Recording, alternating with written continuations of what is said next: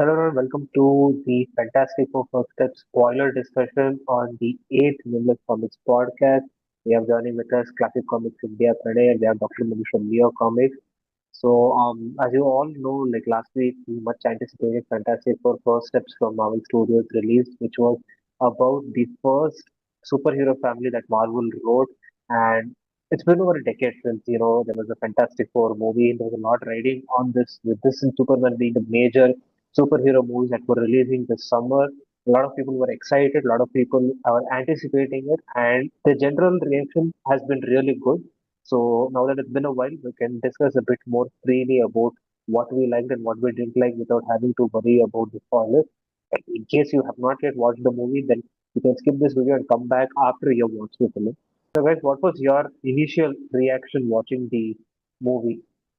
Okay, so it was a pleasant surprise. I was not holding very high expectations, and with that regard, it was a nice movie.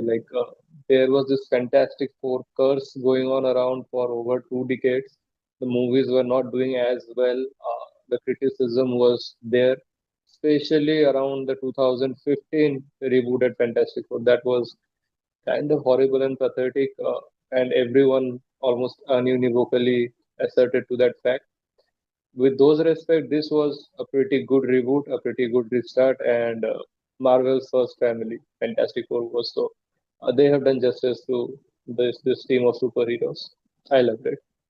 Yeah, same. So for me, I really like the movie. I thought that this was something which Marvel was missing, especially since the last couple of movies that they came out with. I was not very happy with those, but with this, the cinematic splendor of the movie, how the art direction was, the story, even though we have seen this is like the third reboot, but the way it was directed and the casting, I think all of that worked to make this a really good movie. I like the film a lot because it went back to the basics basically with this film, and they took the emotional storytelling a bit more seriously, which was always the lacking aspect in a lot of their recent recent projects. With with that, I felt this movie definitely did a good job, and like everyone says, this movie was definitely visually very stunning. So I think without giving much details, like we'll talk more about the details as we go through this unit. So for those of you who saw the Superman discussion, you can follow a similar format where we talk about the story, the direction, then we talk about the performance, the end credits, and then so on and so forth. So starting up, we'll talk with the story and the direction of the movie. And I've actually made my notes here so I don't forget about everything. Uh, but like Pranay was saying, the plot is fairly simple because it's a little similar to Fantastic Four: Rise of the Silver Surfer. You have Galactus who has chosen to come to eat Earth which is to make his fuel as his fuel. So when he said his Herald Silver Surfer, which was Shalaban, as opposed to Norrin Rath, who will normally see as Silver Surfer to send the message and to also ensure that she helps Galactus and nothing stops him in this process. And the twist was the fact that Galactus instead wanted to trade it for their child Franklin, which was interesting to see because those who have read the comics know that Franklin is an all-powerful god. So that was an interesting approach. And like I was saying, there is compared to the Rise of Silver Surfer, there is better pacing in this story, even though it is similar to that movie.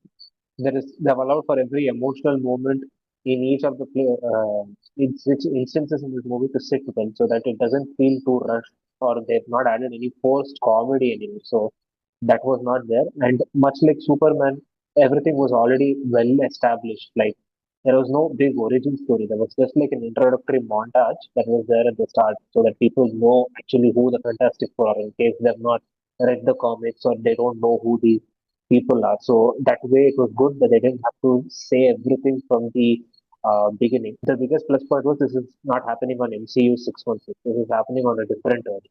So that way they don't have to always tie into the recent events that happened anywhere. They can tell the story independently and freely without having to be bothered about always being accurate to the rest of the world.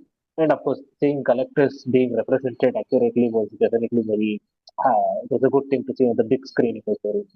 Yeah, yeah. Obviously, the thing was, I was very skeptical when Shalawal was chosen instead of Norin Rad. I loved that Silver Surfer more, but even after that, Shalawal stood her own ground pretty well. She got her own origin story in this movie itself. And I loved how well connected everything was. It was barely what 1 hour 40, 50 minute long movie. But still they managed to do justice to all the characters and giving subplots. Like it was crammed up pretty nicely. Yeah, there were certain things that I loved about it, certain things that I did not like. How uh, easily Galactus was defeated was kind of underwhelming. But then again, the power of motherhood, the power of parenthood was also oozing out from that climactic fight scene. That was also a plus point. So all in all, the plot was right there. It was very comic accurate. It felt like fresh out of the pages of some comics, and the retro 60s vibe was there, from the color palette to the costume to the buildings, stars, everything. So that was very pleasant to watch. And yeah, it was a very fresh new start, as it is not interconnected with other MCU projects, the movies and web series, because alternate universe. But that also felt like a bit of a bummer because I'm there to watch a Marvel movie and it does not feel like it is a Marvel movie, for lack of better word. So that feeling was also there. So it's like a two-edged sword. There is a plus point to it. It's a breath of fresh air. The minus point is that I'm not getting any connection with other Marvel movies that has been releasing for the past couple of years. So let's see how they tie it up with the upcoming projects. I hope they tie it up really well. That way, it will make more sense. For me, I would say that the best thing was the way they showed the 1960s of the Fantastic Four, Jack Kirby visualized comic book inspired movie. There's a lot of inspiration from the early 1960s Fantastic Four comic books. And I've read that, and I thought that the costumes, the production values, like they don't have cell phones, but they have those flying cars, and they've got Herbie, the robo, and the way New York has been visualized was brilliant. I mean, from that point itself, there's a lot of freshness and an ode to Jack Kirby, which I thought was amazing. In fact, one trivia is that the Earth that they use, they said this happens in another universe. This is from Earth, I think 828, which Yeah. is Jack Kirby's birthday on 8th of Oh, August. Sorry, on 28th of August. So Okay. they use that as an ode to Jack Kirby, and which I thought was great because in a lot of scenes there they've taken that mole man, which is a first Fantastic Four cover. Mm, yeah. And a lot of similar shots have been used, like how Galactus was introduced. A lot of it is right from the comic books, which I thought was brilliant. Like for nerds and geeks, there were these small things which they would have enjoyed. Like how when we watched Deadpool Wolverine, there are a lot of nuggets Yeah. there for us who have seen the various covers and those scenes which were kind of interacted, which for nerds and geeks, this was brilliant. These were these same gems that I kept discovering throughout the movie. The Shalabal factor, I agree. I thought they should have had the original Silver Surfer, but honestly, after watching the movie, it didn't take away anything. And the actress did such a brilliant job. And she evoked the right emotions, although her role was very small. So I thought that kind of played out well from a casting yeah, point of the view. Yeah. chemistry of Johnny Strong with Shalawal was very unexpected. They had a thing Yeah. going on. Yeah. Yeah, Yeah. yeah. That was actually a new thing, right? Like who would have imagined that Johnny Blaze would be interacting with Shalabal and maybe there's a romantic angle to it. They brought in those nice comedy, funny moments. Humor was there, and how their family interacted with each other seemed very genuine and real. Like it's like how friends banter with each other who are very comfortable, and that's how it was. So overall, I loved how the movie was set up, how the direction was there, the casting I thought was top notch, the production values, the 1960s ode to Jack Kirby. It brought a lot of freshness to something which we've already seen earlier. So the reason that we all thought, "अरे यार ये तो देखा हुआ है," kind of got removed from the equation, and you enjoyed the movie because it had all these small things which kind of played a big role into an enjoyable movie. Now, speaking of acting and performances, Vanessa Kirby stole the spotlight as Invisible Woman. She was really good because she's Marvel's first lady superhero, and she had a good depth. She had a good, very emotional moment, which is what invoked the core of this movie about being family. And with the amount of time she was saying family, I thought Dom from Fast and Furious will come and say it's all about family. Yeah, So True, true. I mean, actually, outside of Vanessa Kirby, which I think people expected a little bit from the trailer, the unexpected one was Shalabal and Johnny Storm because their performances were really good. They had really good moments to shine in the movie, like when he learns the whole language, decodes it all on his own, and she shows the vulnerable moment of why she chose to become the herald of Galactus. So, them wanting to sacrifice themselves for the people they care about was that common bonding moment that both of them had, which was really good because when you see Human Torch and Silver Surfer, you remember the original movie, and that didn't have all that depth that this movie presented with these same two characters. So that was definitely nice. And Reed Richards and Pedro Pascal was really good. Even the thing was really good. I just wish they had a few more moments. Like we could have seen them interact either with each other or have their own movements somewhere a bit more. At least that's what I feel. yeah. I used to love the banter between the Thing, and Human Torch back in those 2005, 2007 fantastical movies. They had a lot of interactions. Those were hilarious. There were some funny moments here as well, but not as many as there used to be in those movies. As for Vanessa Kirby, I agree. She did absolute justice. She was really well written as well in this plot because previously in the earlier iteration we got Jessica Alba, but she was used more like an eye candy rather than Yeah, playing some actual major role. But here it was like Reed is the brain and Vanessa was like Invisible Woman was the spine. So she was not objectified at all yeah, in this entire movie. I don't have any problem with Jessica Alba. I loved her as well. But yeah. this was unexpected. This was different, and this was really well done. Very tasteful, very classy movie, and very many people are very skeptical about Pedro Pascal as Reed Richards. But yeah, he has shut down most of the skepticism with how well he has acted in the movie. He was pretty good. Like the chemistry on screen and off screen was there. It was there. Like everyone did justice to the characters they were assigned to, and they turned out to be pretty good actors. At least in these movies, they were. I think another Yeah, person so that who I wanted to mention for acting was well, not exactly acting, but I liked Herbie a lot. That robot had its own personality throughout this whole film. And I was like literally thinking that okay, please God in the future, let this actually be a working prototype where everyone can have one in their house because it would be so cool to have a Herbie roaming around in the house, working its way through our schedules because that was he had his own moments that were really fun in the film as well. So Yeah. Marvel did a good job with that. It did feel like a part of the family, like Fantastic Five at one point. Yeah. So you speak of like props and VFX and all like again visually stunning film, right? That's the general consensus from everyone who has seen the film because there are some space frames that we've all seen, like the moment where they escape from Galactus and go there fighting through space while Silver Surfer is following them. That whole chase sequence was very well shot.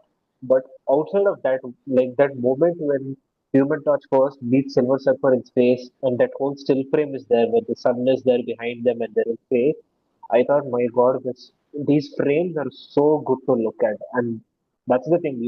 There's so many wallpaper-like materials that they throw this in. So that okay, fine, this is very brilliantly shot and edited and that whole retro futuristic style, like Pranabha was saying, it was like you literally went into the 60s comics because it was like what they had envisioned the future to be at the 60s. That was the world they were living in then. So it's great that they gave that out to Jack Kirby because he's the one who penned down the vision of Stanley. So that was a very great step because I'm pretty sure when they took that call, they would have also thought it could backfire if it was not executed well. Um, Obviously, the thing that everyone has been talking about is the post-credit scenes or the mid-credit scenes to be even more accurate. What did you guys think about it? Post-credit scenes, I love the first one where, you get a very small glimpse of Doctor Doom, who's like playing with Franklin Richards. But there should have been like some shot where you actually see a little bit of the mask, or if he's not wearing a mask, Face. then something else. Yeah, the face of Robert Downey Jr. That I thought should easily have been incorporated just to kind of build that much more excitement. Because when that shot came and you just see the backside of Doctor Doom, the entire movie hall kind of erupted cheering, and then the scene just like stops abruptly. So that left us wanting more. Maybe that's what they were trying to do with it. And the last one is, I think, which came after all the credits were done. It was about the Fantastic Four TV show, which had come in, I think, late The animated 1960s one. or early 70s. Yeah, which I thought was meaningless, honestly speaking. I mean, it didn't do anything for me. So I was expecting something else, maybe some other humorous moment, some camaraderie, something about a futuristic, because there's so many heroes which are going to come in Doomsday, which is the next movie. So maybe some of the cast could have been there, or maybe one of the X-Men could have been there. I don't know. Something else. There's a lot of scope to do something else for the second end credit scene. So this left me kind of, I should have just walked out earlier. But yeah. Yeah. Yeah, they could have exchanged the mid credit with the post credit and the post credit with the mid credit, and Yeah, just try to assess the sheer star power. See, this was a Fantastic Four movie after all, right? And in the end, you can just expect Doctor Doom to be there. It's fantastic. Come on, it's like nothing exceptional or out of the ordinary. And just imagine, Robert Downey Jr. didn't even show his face. It was just his backside with Franklin Richards sitting there, and that drove people nuts. But barely, 10-second mid-credit scene has, now manifested into hours of fan theory discussions. So everyone in the hall was very happy with it, without even him showing the face. Like, can you imagine the kind of aura an actor has to yeah. have to be able to elicit that sort of emotion in the Yeah. viewers? So yeah, Yeah. that was really mind blowing. I mean, even during the film, when they were having these kind of bilateral talks, there was one chair left for Latveria, but no one was there. So we already had Yeah, them yeah. hinting at Doom. But actually, they did show the mask of Doctor Doom in this. If you noticed clearly, Besides while Franklin Richard, there was Franklin on the other side, he's actually folding his mask. So some people are already speculating that maybe Franklin is healing Doctor Doom's face or whatnot. But I mean, the Russo brothers know that. So we'll see it when the time is right. What happens with Doom? But I think you guys would have seen this because even Manish Bhai has made a reel on this of what the opening scene should be like for Avengers Doomsday of Thanos and Doctor Doom if they meet because there's this panels from the Battle World comic where he rips the spine from Thanos. And that would be pretty comic accurate and intense because it will really show very effectively who the big bad is. Because Thanos had built up from Avengers 1. Doctor Doom was only recently confirmed that too after Kang got cancelled. So that build up for Doctor Doom is not significantly there. The build up right now is for Robert Downey Jr. because he's returning for it again. So there is a difference for Doctor Doom to really be felt as a fearful character. So let's see. They're still shooting, so maybe we'll get what we want in the end when it comes to next year December.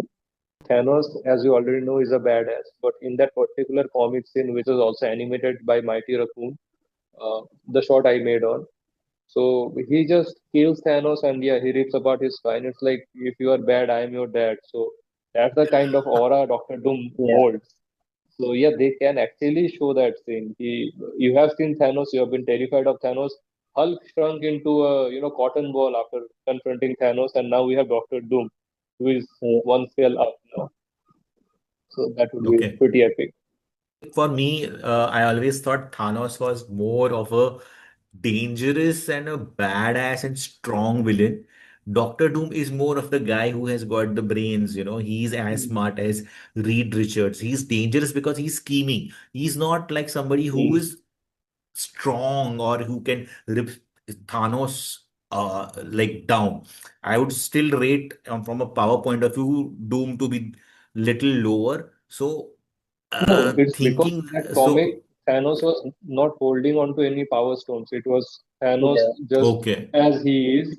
So that is okay. how Doctor Doom overpowered him. Otherwise, Ah, Thanos with the Infinity Stones yeah, kind of yeah, destroyed even one Infinity Stone if he had, then he would have been able to defeat Doctor him. Doom. See, But yeah, Doctor Doom is all in that about the brain power, right? He's the guy who's scheming. less He's brawn, more brain. Yeah, he's as smart, equally smart as Reed Richards. So they've always been like each other's competitors. So yeah. from a if like the heroes have got Reed Richards, the villains have got Doctor Doctor Von Doom. Doom. Yeah. So that's Hmm. that's how it is. And I thought that I have missed out what you guys saw. I didn't see the mask that Robert Downey was holding in his hand. No, So no. I that think Franklin was holding it. okay, I okay. think I it was missed. him I don't holding it know. in one hand, as while the other Okay. hand was stroking his head. I mean, Or it I'll have was to see right the movie beside him. again. Uh, But Yeah, that's not very important. yeah. okay. And So I it kind was just a of side glance of the mask. It was not a full reveal of the mask So either. basically, he was talking with Franklin without his mask on. That is for sure. Yeah, okay. So then I think we should have definitely got to see a bit of Robert Downey. I mean, come on, that would have been amazing. yeah, But ठीक है, we can't do much about end credits. They are there just to kind of tease people to watch yeah. the next Marvel With, movie. So well done to yeah. them. With that being the case, I think we can just talk for. I think we've discussed for the most part what our grievances are with the film, which is very limited because for the most part they did a Yes. good job in carrying out this film. So I think my only grievance, like I said, was I just wanted some more moments with Silver Surfer and with Reed and the Ben or the King. They could have used a Agree. few more individual moments because I think with the overall plot and with the time given for Vanessa Kirby and for Human Top, that that they had more of the significant moments. I think so just a little bit more with them, but maybe in future movies we can see that. And in future Yeah. movies, obviously, I know we will see them with Spider-Man because in comics they're like an extended family, so it's pretty much possible Hmm. that we can see them in the future. Even in the end credits scene, na, they could have just skipped with that animated part and showed a playful prank that Johnny is playing on Ben. That could have been more Mm, enjoyable. I mean, for me, I thought the overall movie was pretty good. It's a under 2 hour movie, so that's I think a short time for most of the movies mm, nowadays at 2 hours plus 2.5 hours. So this was a good tight film. What I missed like was a bit more of action. There are mm, technically in the entire movie two big action scenes. One that, SK you mentioned when they're running away from Thanos, and then the climax Chasing scene is Galactus. there. Yeah, Galactus. sorry, Galactus running away from Galactus, and the end climax scene. Uh, in between, they do show some montages of how Fantastic Four have kind of evolved over the period of last 3 4 years after the accident in space. They get the powers, and then they're using the powers for all good things. Maybe one of the villains could have been introduced there, who's from the Mm, comic book, and a 5 10 minute segment could have been there about how they overpower or defeat them by Reed using his brains. The entire whole teamwork happening with Invisible Woman showing more of her power. That's something which we got in the uh, earlier movies. So I thought that is something which could have helped make the movie more enjoyable. Uh, So it's they not a have big showed thing. those here, but not for 10 minutes, barely 2 3 seconds. They have shown some Yeah, yeah, very small comic book homages. Like who montages. have read the one, correct. if you remember, Yeah. there is that cover art where they're fighting that green monster. That Mole scene Man, was there yeah. for that was taken directly from the cover. Fantastic Four fighting a green monster, Yeah. which just erupted from the ground. That was a very popular cover. So Okay. yeah, Okay. they have I given think there are reference. three, four of them. Yeah, There are three, four and such they are very covers, quick. Like cover art which they've used. Yeah. Correct. So if you and spot they it, you covered spot it it. all in less than 20 seconds. It was just True. Done. So I Yeah, just thought that maybe, how they overcome one villain could have been a part of the Fantastic Four movie because the runtime is not very long. Like adding 10 more minutes with more action would have been great. So that's my only gripe. Otherwise, I So think what I the heard movie is was pretty the good. actual runtime was longer, and before yeah. the release, they cut it short by a very decent margin. The reason I still don't remember, but there were good reasons why they did it. So yeah, the actual movie was almost 2 hours, like longer than 2 hours. Now it is cut short to barely 1 hour 40, 45 minutes. So a lot of footages has been just removed from the final Yeah, theatrical which release. which I think maybe should not have happened. They had roped in actor John Malkovich to play one of the bad guys, and apparently they had Oh, shot with him as well. So that entire chunk is missing. So Yeah, there was maybe also they one release a one more. director's cut. yeah. Yeah, Or that maybe. There Blu-ray was version also one will scene come with when they. the Mole Man, which was cut out from the theatrical release, like additional extended scene between Mole Man and our Invisible Woman. So that was Okay. also removed. I don't know for whatever reasons they did it, but they could have just put it. Like no one would have, complained if this was 2 hours or 2 hour 15 minutes long. I mean, Yeah. it's a compact movie, and it's Yeah. not Yeah. bad. So I think they just wanted to keep it fairly simple, and in that regard, yeah, they it was fine. So maybe these extended versions maybe will get a director's cut release later on, or maybe in the Blu-rays they will just show all of these later on, or maybe when it Let's comes see. on OTT, they'll put the whole thing as it was, and we'll see it for what it is. Finally, if you would have to rate this film out of 10, what would you guys give me? Definitely an 8, easy 8 out of 10. For me, I would rate it like 7.5. Not that it's a bad movie. I still feel 7.5 is a very good rating. It's like a great rating. But a few things which I just thought that could have been there, even though they're small ones, would have elevated the whole film and could have been an easily 8, an 8, 8.5. But I don't know. I'm just being too stringent for whatever reasons. I'm just giving it a 7.5. I made a video earlier and I've given that rating of 7.5 out of 10 there as well. So I don't want to change it right now, but it's a great movie. I'm sure like whatever I've heard from everybody else as well is all positive, good views and good reviews only. I would give this an 8 on 10 because, like I said, only a few moments lacking where I felt they could have shown, but again, those are just nitpicking. And it's a fairly simple plot. It's not very elaborate plot or anything. It's very simple, and within 2 hours you solve wrap up. So I think that way an 8 of 10 is a solid number. And I think they are from here on. I think they're starting to get the pulse of what they need to do with making this film. So we'll see in the future. Now we have two mega projects coming out, and they're in the hands of capable people. So I think we'll find out how good they have maintained it. I think the direction was great. We didn't mention that, but overall, the director did a fabulous job. It didn't feel like a rushed, overwhelming CG. There was a lot of warm-hearted moments which kind of made you like the characters a lot, which is a very important thing to do, especially when you are showcasing the heroes for the first time. The audience needs to start Hmm. liking, loving the characters, the moments that they have with each other, the banter that they have. So I would give a lot of the shray to the director for it. He did a fab job for that. So Yeah. yes. So he's a Fantastic Four fan, so he understood the assignment.